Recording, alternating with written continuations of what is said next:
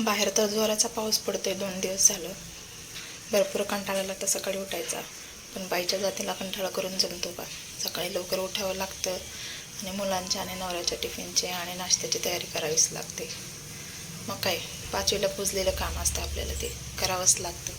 मग काय, सकाळी उठून आज तांदळाच्या पिठाचा नाश्ता केला होता लेकरांसाठी. तांदळाच्या पिठापासून बनलेले हे स्नॅक्स बनवले होते मी त्यांना आज नाश्त्यासाठी. आणि त्यानंतर मग नवऱ्याचा टिफिन तयार केला आणि तो बांधून घेतला. त्यानंतर मग नाश्ता आणि चहा पाणी करून घेतलं. त्यानंतर मग मुलांचं पण आवरून घ्यायचं होतं, त्यांचं आवरून घेतलं, त्यांचं सगळं ड्रेसिंग वगैरे करून घेतले. आणि नंतर मग मलाच जावं लागलं शाळेत सोडण्यासाठी. मग त्यांना शाळेतून सोडून आले. त्यानंतर मग आपल्या पोटपूजेचं तर बघावंच लागेल ना. भरपूर भूक लागली होती, म्हणून मग आज चटपटीत काहीतरी खावंसं वाटलं, म्हणून मग मी आज भेळ बनवून खाल्ली. मुरमुऱ्याचे पॅकेट ऑलरेडी विकतच आणले होते मी ते, आणि त्यामध्ये टोमॅटो, कांदा आणि कोथिंबीर टाकून घेतली आणि थोडंसं दही टाकून ते मिक्स करून घेतलं.